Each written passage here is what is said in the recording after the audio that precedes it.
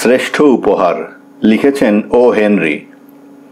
নিচের দেউরিতে কাঠের লেটার বক্সে জেম ডিলিংহাম ইয়ং নামটা যেন মালিকের আর্থিক দুরবস্থার সঙ্গে তাল মিলিয়ে ক্রমশ ফিকে হয়ে আসছে। বেচারার দোষ নেই। খোদ মালিক জিমি ডিলিংহামের সাপ্তাহিক আয় $30 থেকে নেমে যে দাঁড়িয়েছে মাত্র $20। এদিকে কালই বড়দিনের পর্ব। কি করে বেচারি মিসেস ডিলিংহাম ওরফে তরুণী ডেলা? প্রিয়তম স্বামীকে বড়দিনের একটি তাক লাগানো উপহার দেওয়ার বাসনা তার কত দিনের। গোপন সঞ্চয়ের ক্ষুদ্র ভাড়ারটি খুলে দেখে তার বিষণ্ণ মুখ আরও ম্লান হয়ে এলো। মাত্র $1.87।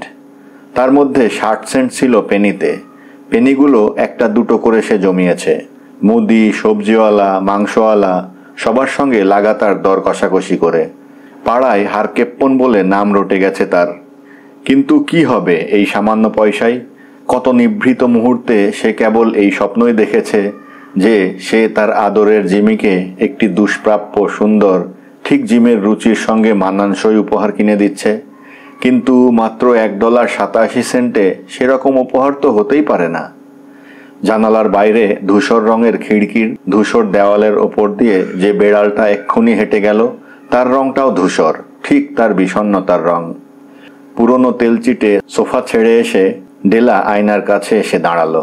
চোখের পানি মুছে নিয়ে এক পলক দেখল নিজেকে। তারপর মাথার উপর হাত দিয়ে কাঁটা দুটো খুলে নিতেই জলপ্রপাতের মতো একঢাল রেশমি চুলের তরঙ্গ বয়ে গেল। আশ্চর্য শ্রীময়ী দেখালো তার ছিপছিপে একহারা চেহারাটিকে। অল্প বয়সী দুটি ছেলে মেয়ের এই দিনহীন ঘর গেরস্থলিতে কেবলমাত্র দুটো জিনিসই ছিল মূল্যবান: ডেলার এই অঢেল চুলের রাশি আর জিমির পিতামহের কাছ থেকে পাওয়া সুন্দর একটা হাতঘড়ি। এছাড়া দুজনের ভালোবাসা ছিল অমূল্য, কথা বলাই বাহুল্য। আয়নায় নিজের চেহারা দেখে এক মুহূর্তের জন্য থমকালো ডেলা। তারপরই উত্তেজনায় বড় হয়ে উঠল তার চোখ দুটি।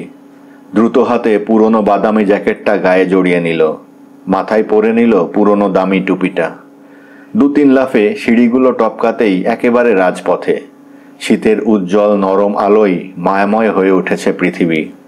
রাস্তায় অগণিত দোকানে অভাবনীয় পণ্য সম্ভার হাতছানি দিয়ে ডাকছে। দৃঢ় পদক্ষেপে ডেলা মাদাম সাফ্রেনির কেশ প্রসাধনের দোকানে এসে ঢুকল। বিশাল বপু মাদাম সাফ্রেনিকে রাজি করিয়ে ফেলল তার মাথার চুলগুলি কিনতে। $20 দাম দিলেন মাদাম। এর পরের 2 ঘন্টা যেন প্রজাপতির পাখায় উড়ে চলে গেল।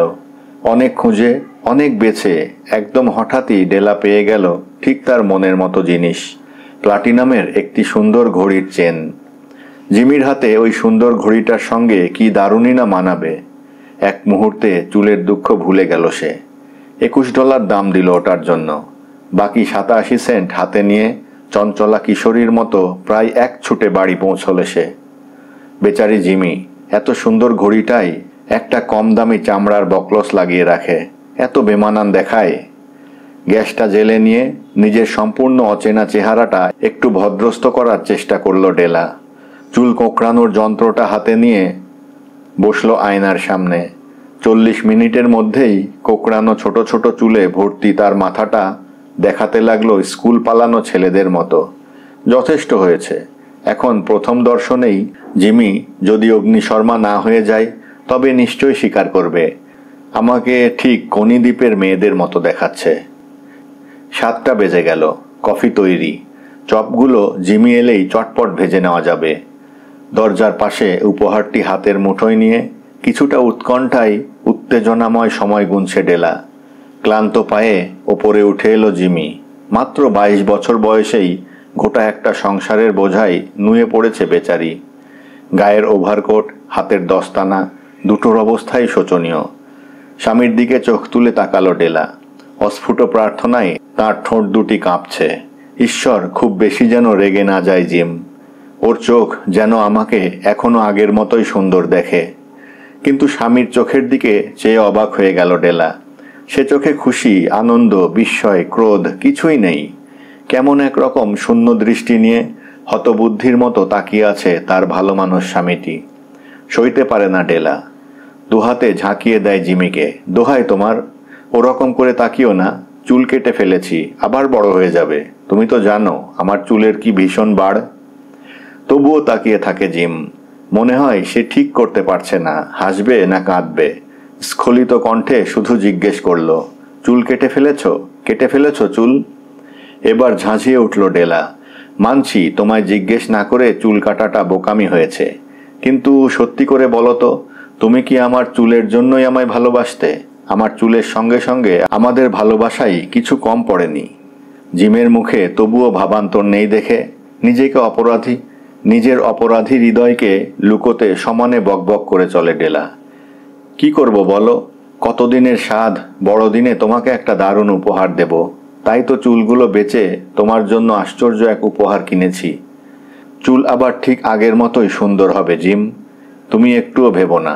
কাল বড়দিন, আজও কি তুমি ওরকম মুখ ভার করে থাকবে? একটুও ভালোবাসবে না আমাকে?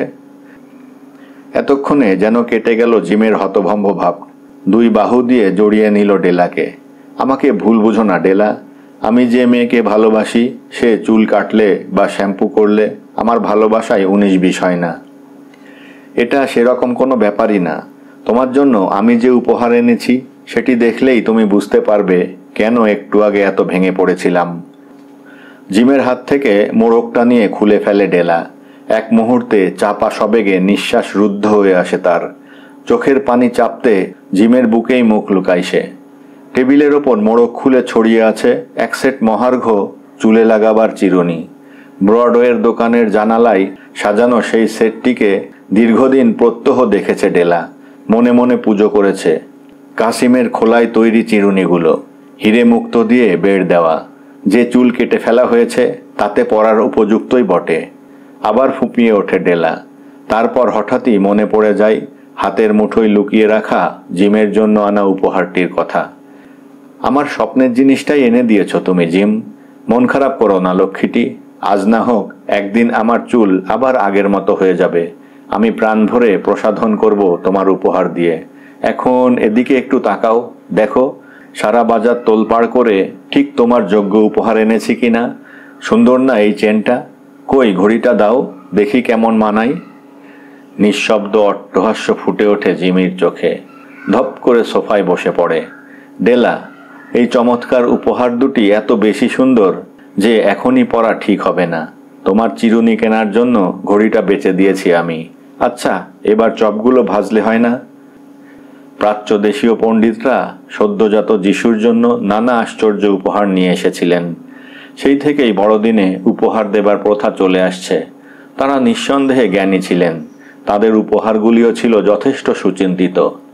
কিন্তু এই যে নিতান্ত তরুণ দরিদ্র দম্পতি শুধু পরস্পরের প্রতি ভালোবাসায় দুটি দামি জিনিস খুইয়ে ফেলল, এদের উপহারের কাছে কোথায় লেগে আছে জ্ঞান বৃদ্ধদের হিসেব করা ভালোবাসার দান?